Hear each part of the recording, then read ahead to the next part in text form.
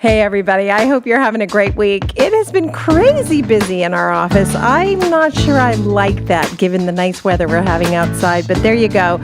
The other day I happened to run into another designer who was very gently kind of complaining that she often finds her clients don't see her value. So in episode 21, I want to talk a little bit about that designer-client relationship and specifically how doggone difficult our jobs are in case you forget and think maybe it's just you. It's not. Episode 21, 12 Steps to a Custom Pillow and Why Your Job is So Doggone Difficult. Welcome to the Business of Design podcast with Kimberley Selden. Brought to you by Business of Design, a coaching community for independent designers like you. We all know design matters. At Business of Design, we think designers matter too.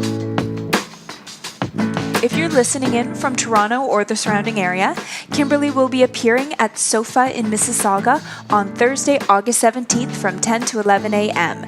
This is a CEU accredited course, and complete details are on our website at businessofdesign.com/events. Thank you so much to Cravat Inc., Cravat Fabrics. You know, they've been around since 1918, and they are a fifth-generation family-run business. That probably explains why their customer service is so good.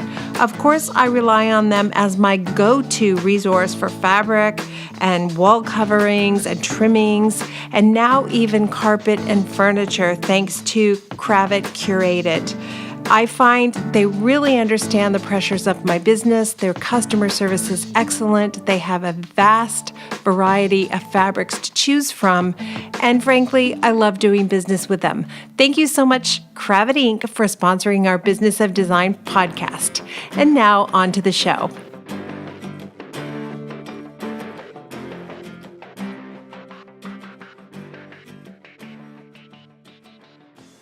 Years ago, I wrote this column for Style at Home magazine. I was the design editor for 18 years, and it was quite a learning opportunity, I must say. I learned a lot about how to style for photography, and that's a real discipline, and you can tell a big difference between photos that are styled and those that aren't.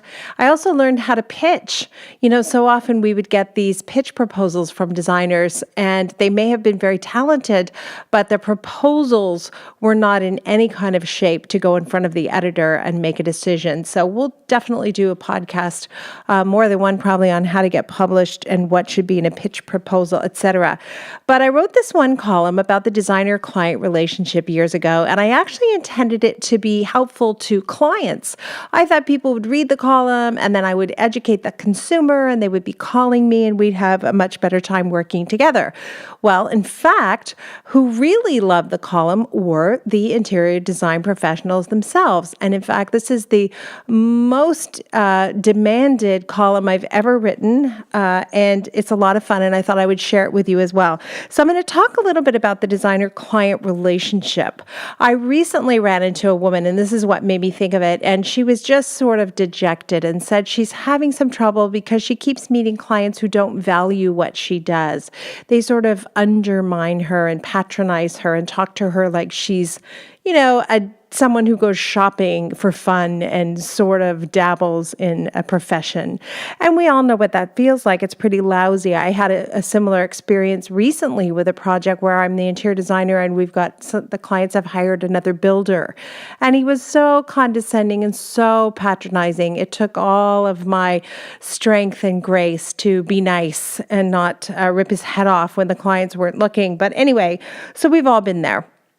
I'm going to talk a little bit about the designer-client relationship, and then I will get to 12 steps to a custom pillow. And if you think our job is easy after you hear these 12 steps, then I hope that will help you reevaluate. It's not you. You're not dumb. You're not lazy.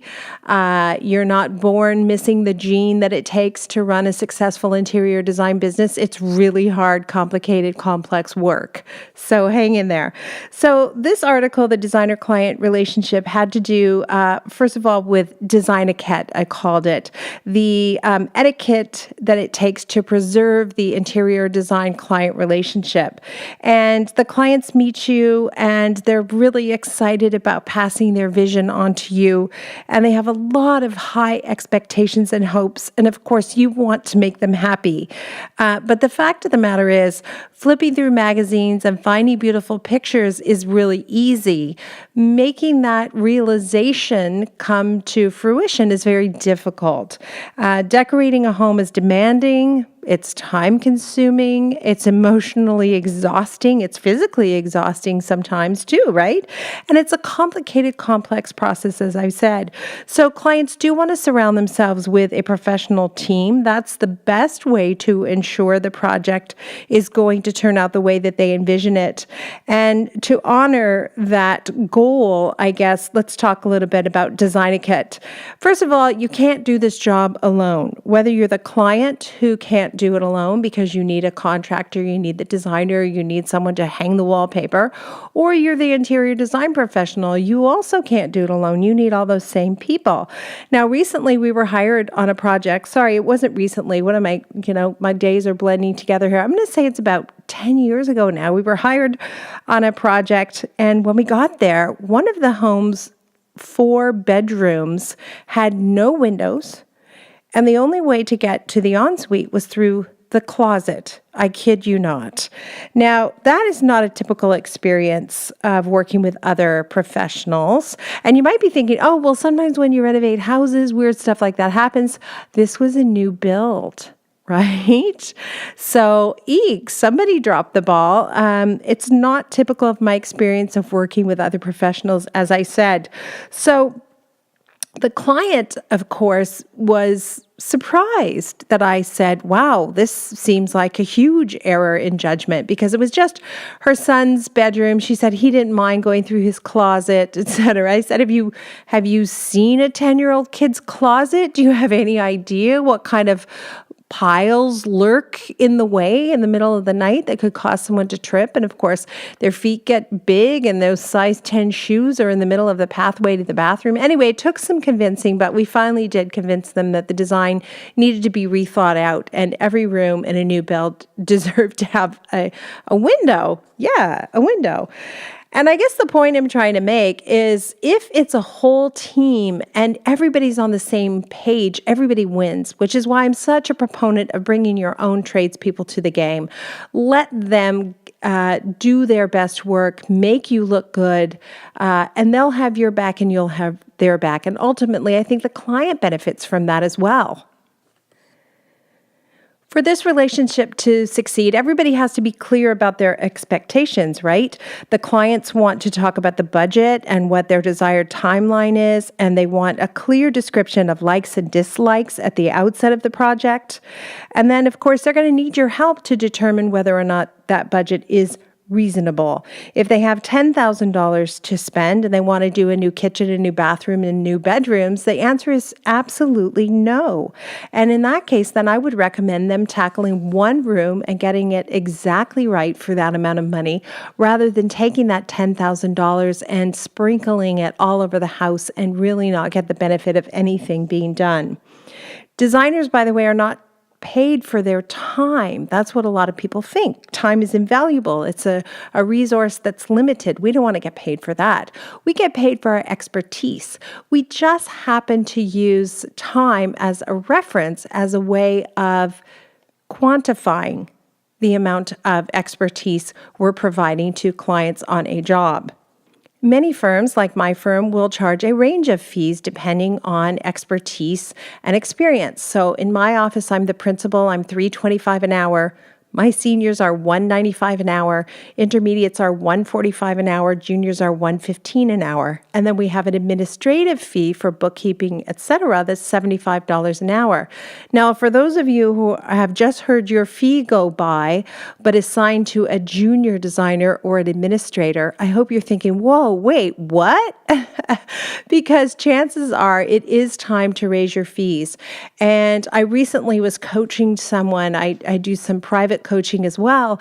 And she was sort of pining for a bookkeeper, but said she couldn't afford it. And I'm like, oh my gosh, are you kidding me?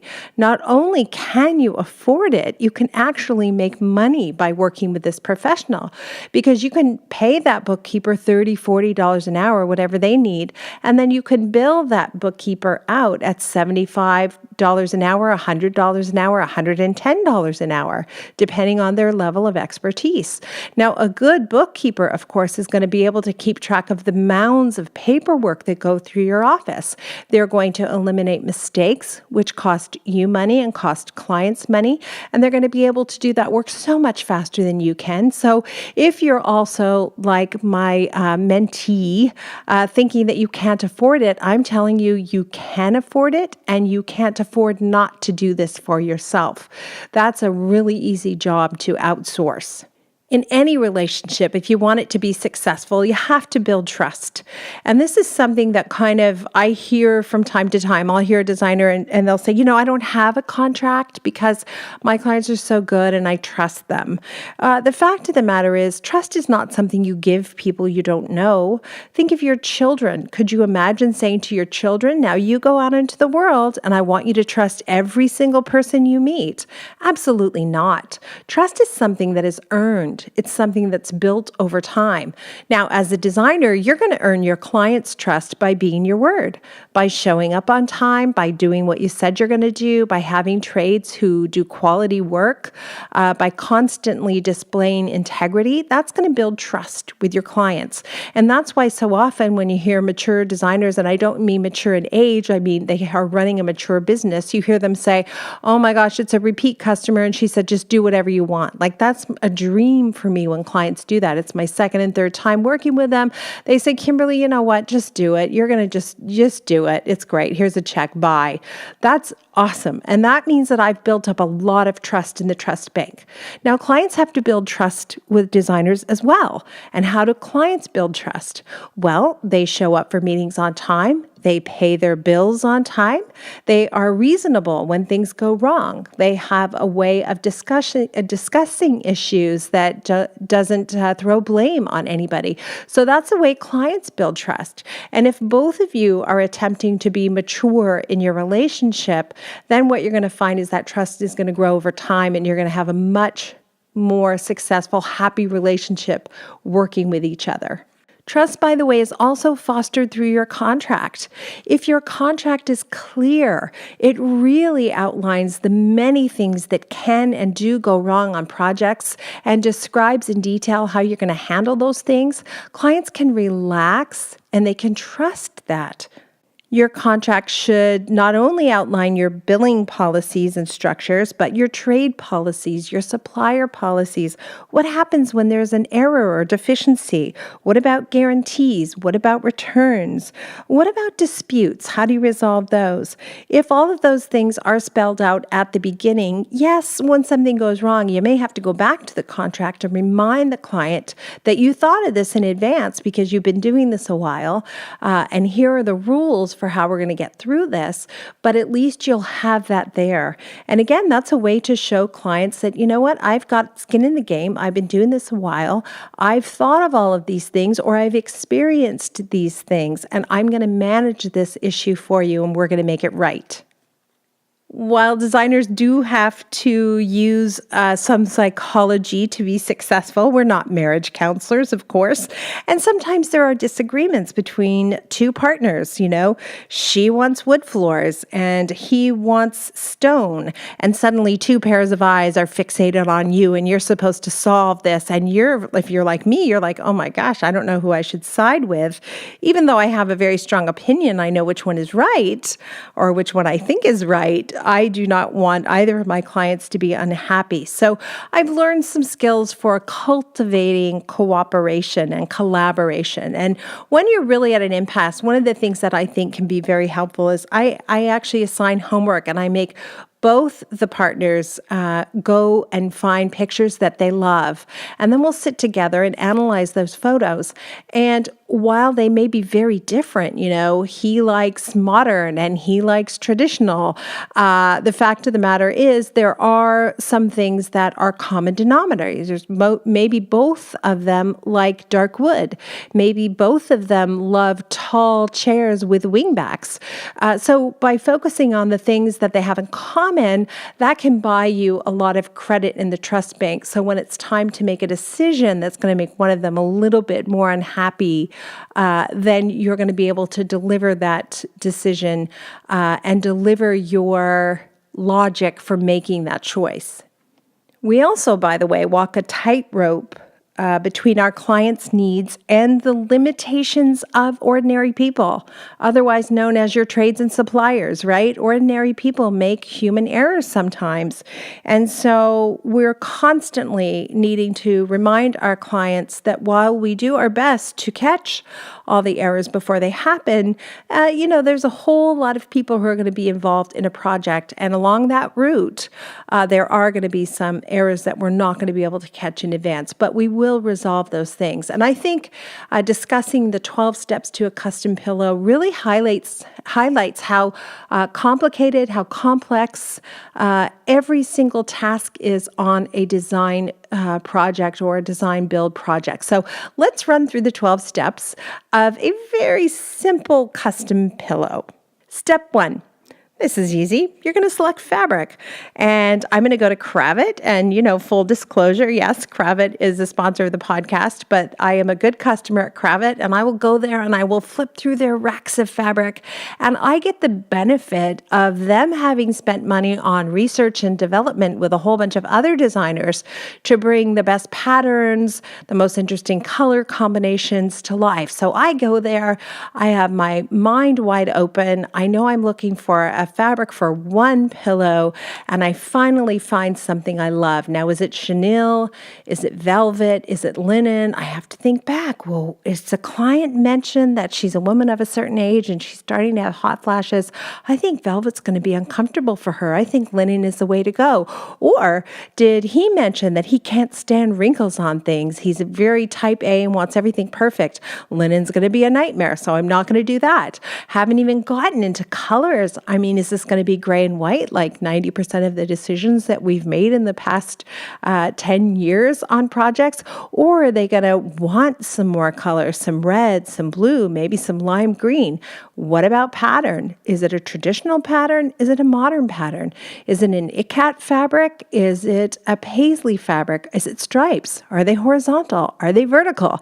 This is step 1, people, and this is just one pillow. We all know that there's a lot of things we do that are way more complicated than a single pillow. So that's step 1, just choosing the fabric. Step 2, we're going to select the trim, or we're going to say no trim. That's a choice too. A lot of things are happening now without any piping at all. It looks very modern and very sleek. Hey, wait a minute, they're traditional. I think they'd like a little cord. Oh, I'm sick of cord. That's a little dated. How about a flat braid? Maybe I could do a little grosgrain that just peeks out around the lip of the edge of the pillow. That would be really sexy, and I could do a nice contrasting color with that grosgrain ribbon. Or I'm going to do a flat braid that's got a pattern on it, and I'm going to put it right on the face of the pillow. Maybe I'll put it in a square and the edges are mitered.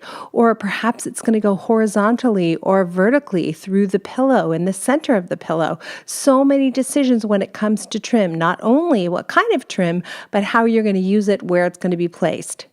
Step 3, we're going to determine the size of the pillow. Now, I don't know about you guys, but our pillows were always 18 inches until about, 8 or 9 years ago, and suddenly they were 20 inches.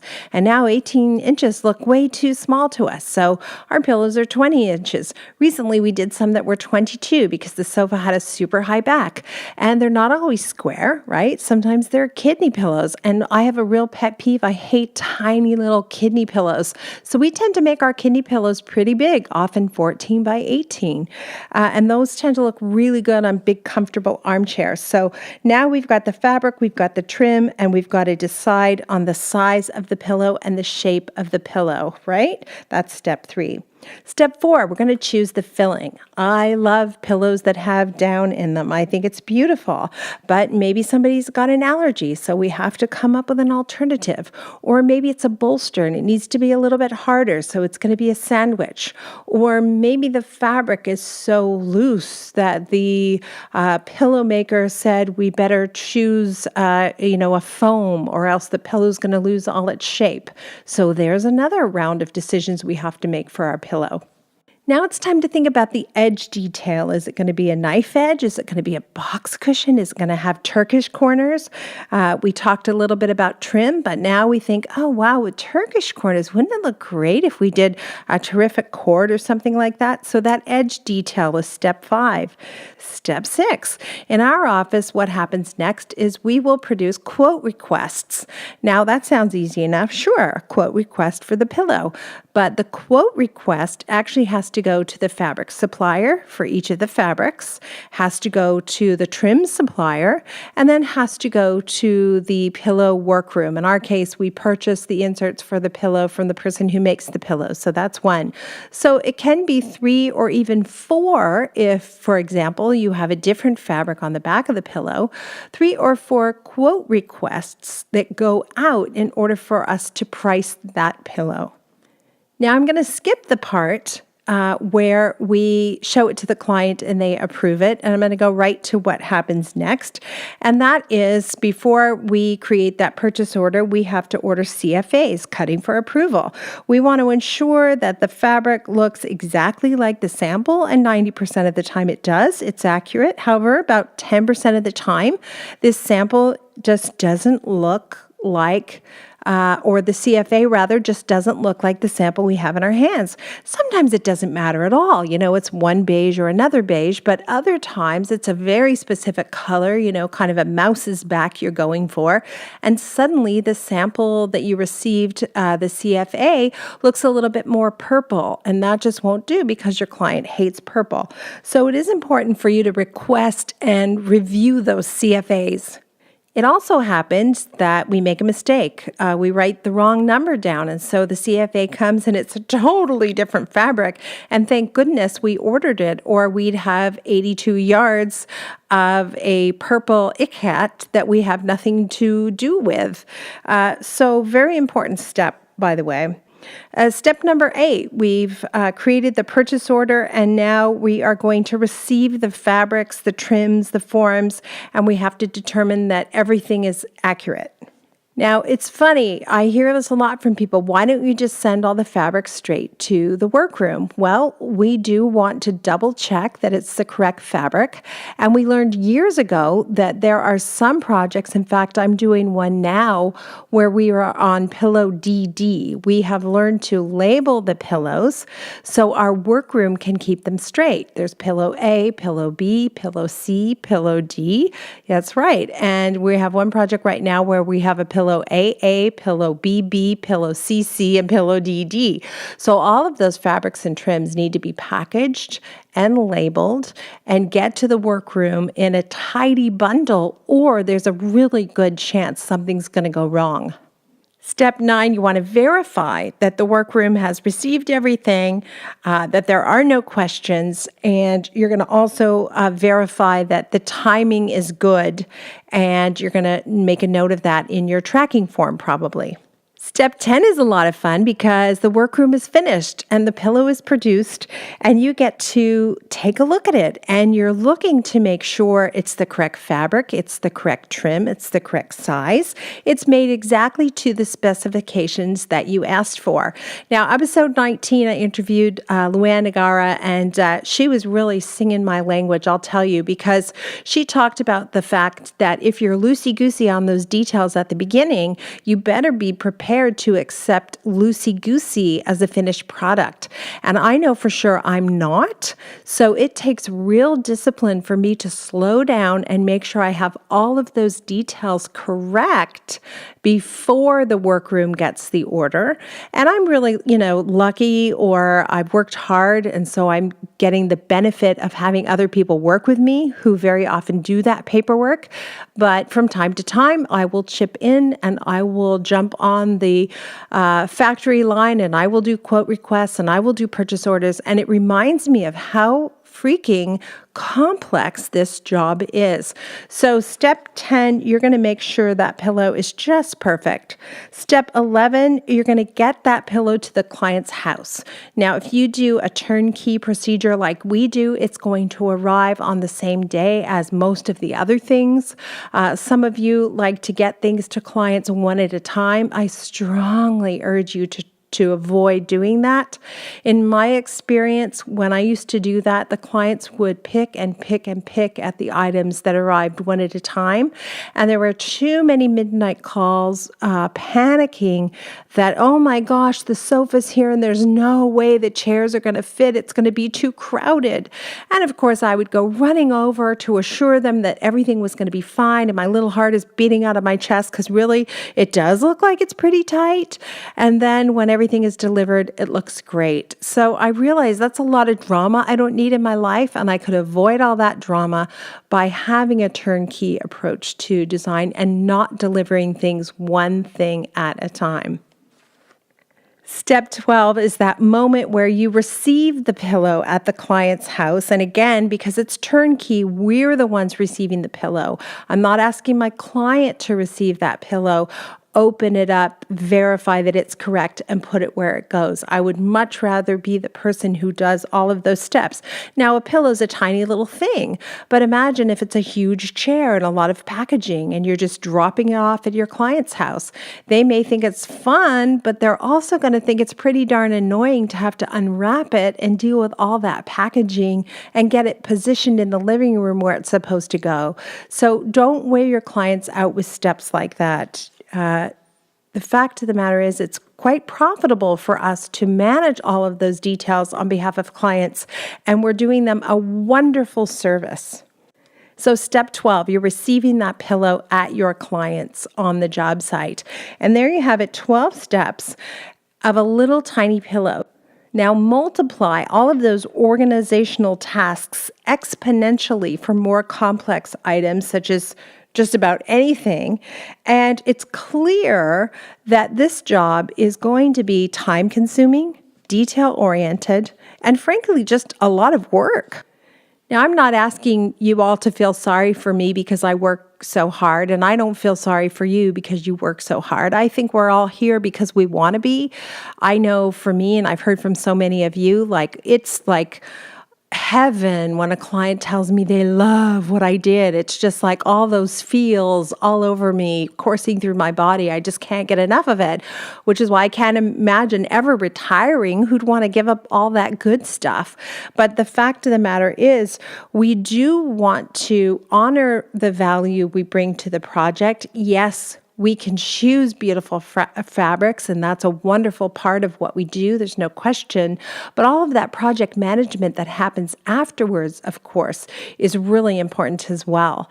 And it's also important for us to keep our perspective and keep a sense of humor, because along the way, in any one of those 12 steps, there are 100 things that can go wrong. I've done a lot of stupid things myself. My trades have let me down. My suppliers have disappointed me. And when you have great relationships, you can shake your head and laugh, start over, reset, keep going, and realize that we're all human beings and we all benefit from helping each other along the way. Early in my career, this young couple, I will never forget them because she was the first person I ever saw who had the big lips, and they were huge. Like, she just got them, they were enormous, these lips. And I could barely talk to her without being fixated on her lips. I remember her to this day, but we had installed new marble floors. That was all the rage. It was 1992 or 1993. So there were marble floors in their huge home, and they had been laid by hand lovingly by this Italian guy who was a master, and they were absolutely beautiful. And then I got a phone call, and the clients were quite distraught, and I needed to come over right away because there was something wrong with the floors. So when I got there, I'm looking at the floors. They look beautiful. I can't figure it out. And they're trying to explain to me that the grout isn't right. It isn't even. it isn't perfect. And I said, I really don't understand what you mean. So the husband went into his study, came out with a magnifying glass, and asked me to crouch down on my knees and look at the floor through the magnifying glass, which I did. I was young. I thought this is how you do things. So there I am down on my hands and knees looking at the floor. And I can see that, what they're talking about. Some of the grout lines were a teeny bit thicker than the other ones. There was a little bit of a chip on one stone. And so there was a little bit more grout there. But we're talking about really minuscule differences. And the clients were quite obsessed about this and didn't think it was perfect. And I didn't at that time have the vocabulary I do today or the confidence to handle that situation. So I asked them to please let me go away and think about it. And I would talk to my tiler. And when I phoned my tiler, he was so kind and so sweet with me. And he said, if they want perfect, they should get linoleum because that's extruded from a machine. This is stone that grows in the earth, and it's chipped and it's polished by hand, and then it's laid by hand. And he's on his hands and knees doing back-breaking work, very fine, beautiful craftsmanship, and that there's all of that leads to a product that's far superior to something that's extruded from a machine. So he gave me the language I needed to talk to my clients and educate my clients. And we had a good laugh about it. And I added that I didn't think sitting on the floor was the best way to enjoy their marble floors. Perhaps if they would look at it from a standing position, they're going to be happier with it in the long run. So we had a good laugh and we survived. But that's the kind of stuff we deal with sometimes, right? I remember one designer telling me they had a sofa delivered and the client dropped something and looked underneath the sofa and saw that there was the fabric that was on the sofa wasn't underneath the sofa, so kind of freaked out, like she had skimped on her. So, she explained, no, we don't put the $250 a yard fabric underneath the sofa. It's a bit of a waste. We could, if you want us to add it, it'll be another $800 or whatever it was. And then the client said, oh, okay, I get it. So I guess my point is this: if you're new and you're being hit with some things that you don't have a comeback for, you don't have the vocabulary for just yet, the best thing you can do is tell your clients, I appreciate what you're saying to me. I hear everything you said. Repeat it back to them and say, now give me a day or so to give this some consideration because I want to be very respectful and answer your question thoroughly. And get yourself out of there and phone me and I'll help you. Or get yourself to your ASID meeting and ask one of your best friends at the meeting to help you. We don't have to do this alone. Thank goodness we have each other. I hope you're all busy as heck. I'm busy, as I said, but wouldn't mind a little less busy the rest of the summer. So I'm going to try to make that happen for myself. By the way, if you'd like a copy of these 12 steps, you may want to produce it into a gorgeous document with your own logo on it. That's fine with me. You'll find them at businessofdesign.com under the course titled Mistakes Happen. And we're going to talk more about mistakes in the next few weeks in another podcast. We so appreciate you being here for the podcasts. You could help us out a lot if you go onto iTunes or SoundCloud and give us a like. We love the testimonials. They mean a lot to us, and you guys are starting to send us some really good ideas for the podcast, so we appreciate that as well. If you think you've got a topic that needs to be talked about and you'd like to be a guest, you know where to find us, businessofdesign.com, and we would love to have you on the show. Thanks so much for being here, everyone. Have a great week ahead.